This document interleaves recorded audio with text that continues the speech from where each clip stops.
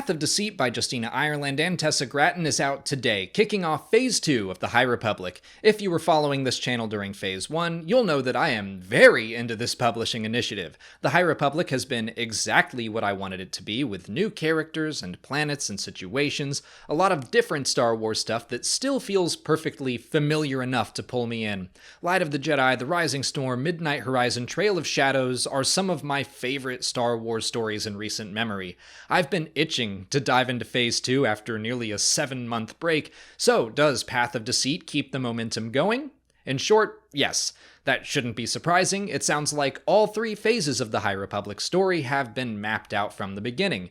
The only major difference behind the scenes of these new books and comics is the addition of 4 new writers: Tessa Gratton, George Mann, Lydia Kang, and Zoraida Cordova. Path of Deceit was written by Gratton along with High Republic veteran Justina, and they make a great team. On the page, a lot has changed in the Star Wars universe. Phase 2 of the High Republic takes place 150 years before the events of Phase 1, which was already 200 years before the events of The Phantom Menace. So these are by far the earliest stories set in Star Wars canon. We've heard plenty of references to more ancient events in the timeline, but no actual story takes place before Path of Deceit at this point. The Outer Rim is treated even more as a frontier than normal. Teams of Jedi and Pathfinders and hyperspace prospectors chart new lanes to new planets that can potentially join the Republic. They meet new species, new creatures, new environments, and new belief systems surrounding the Force. Path of Deceit opens with Jedi very nearly acting as cowboys, trying to humanely wrangle some stampeding creatures away from a settlement. I like the romanticized, frontier-like setup to the story. Our main Jedi character is Kevmo Zink, a Padawan that I found to be instantly likable. He's a friendly Pantoran that gets along with everyone. He has a tendency to flirt a lot, but he has a fairly good hold on his boundaries as a Jedi. His relationship with his master Zala is great. She even knows when to use his affable nature to their advantage. There's a lot of trust between them, and this era continues to show a less strict, more flexible side of the Jedi Order that I enjoy quite a bit. Their travels bring them to the planet Dalna, which we know has a lot of strife with the Jedi by the time of Phase 1. Ireland and Gratton use that to their advantage because if you know that fact going in, there is a sense of dread hanging over everything happening on that world. I would say Path of Deceit follows a very similar format to several other High Republic stories. Introduce some likable characters, really spend time with them and get to know them, and just when I start to think that not a ton has happened in this book, the poodoo hits the fan. On Dalna, we meet the Path of the Open Hand, a cult that believes the Force should be, quote, free. They believe use of the Force was abuse of the Force and that it could have dire consequences. They are led by a figure known as the Mother, who claims to have visions through the Force. Her second in command is called the Herald. It's all plainly very culty from page 1, but it's also clear that not all of the members of the Path are evil. The citizens of Dalna view them as quirky, but still as contributing members of their society. To me, the Path of the Open Hand is a symbol of how spirituality and faith are good for individuals to have, but those pure concepts can easily be exploited by people who simply seek power over others. And again, thanks to Phase 1, we know basically where the Path is headed. We know the main villains of Phase 1, the Nihil and their leader Marda Ro, all have roots in the Path, and there are a lot of hints about how all of that will take shape. 2 of those hints come in the form of our other 2 main characters, Marda and Ro, ancestors to Markion. They're both Everini, which the comic Eye of the Storm presented as a completely untrustworthy species. They're a people that will show up with a smile, help out as long as it benefits them, and then stab you in the back first chance they get to take what they want. Marda and Yana are 2 younger, orphaned Everini who were basically raised by the Path. Marda specifically was young enough to not know her people's history, but she still feels the effects of generations of distrust. She is a good and pure person, but the people of Dalna can only see her for the crimes of her ancestors. I was reminded of the message from the Clone Wars episode Monster: evil is not born, it is taught. Nature versus nurture. Nobody taught Marda or Yana to stab anyone in the back, but the people of Dalna keep telling them that's who they are. And if you tell someone they're a certain way enough times, they might start to believe it themselves.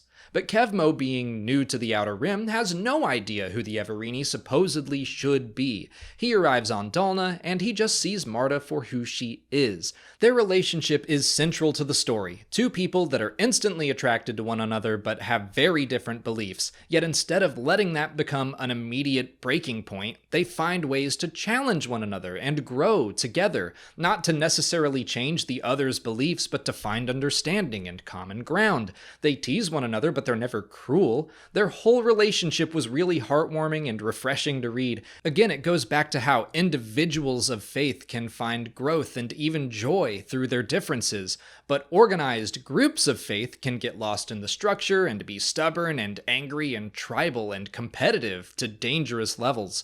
I'm not going to get into spoilers, but I already said the poodoo eventually hits the fan, and if you've read previous High Republic stories, I think you already know to expect some gut punches in Path of Deceit. And yet, I would not call this book predictable. Pretty early on, I thought I knew how things were going to play out, and I was not correct. If you read Phase 1, you have some very basic ideas of where Phase 2 is headed, but we don't know any of the actual details, and some of the details shocked me. And I'll also say that I was surprised at how impactful Path of Deceit seems to be as the first young adult book of Phase 2. First, that's not a knock against YA. To quote Justina Ireland herself, if you refuse to read YA just because of the label YA, you're missing out, crabby pants. And the only difference between Star Wars adult and young adult is the age of the protagonist. The entirety of the Clone Wars is considered YA, for example. That said, I do think the adult High Republic novels have been the more, quote, essential reads that drove the overall narrative forward, while the YA books of Phase 1 were more character-focused. They were still good, but most fans, including myself, have said that you could just read the adult novels to get the basic story. Path of Deceit sets up a lot. Justina Ireland said that while the new book stands on its own, you will be missing out on some plot points if you skip it. I haven't read anything else in Phase 2 yet, but I can already tell that's the case. Cavan Scott also said there is a reason Path of Deceit is the first book released in this phase. I can already mentally draw some lines from this book to the upcoming comics and the Battle of Jedha audio drama, as well as major events in Phase 1. I can't say for sure yet, but I definitely get the feeling this will be important for the rest of Phase 2. It still does feel like the previous young adult books in the sense that it's a more focused story. It's got 3 main characters and it mostly takes place on one planet. It's very character driven. So as the introduction to Phase 2, I do wish we had seen a little more about the state of the galaxy, the Outer Rim, the Republic, and the Jedi. All the setup about the Pathfinder teams is really interesting, but not the focus of the book.